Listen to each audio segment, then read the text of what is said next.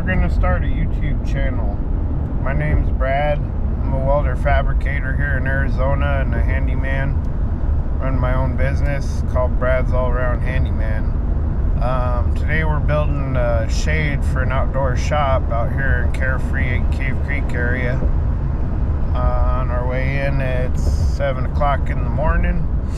Starting to warm up, whole 46 degrees out here on February 29th, I think it is. 28th. So we'll come back when we get to the job. We're gonna get all set up. We'll start showing you how to fabricate and set up a 35 by 40 by 24 foot shade, 13 feet up in the air on the side of a house, and between a house and a Connex. And we'll get you showing on it here in a minute. See you later.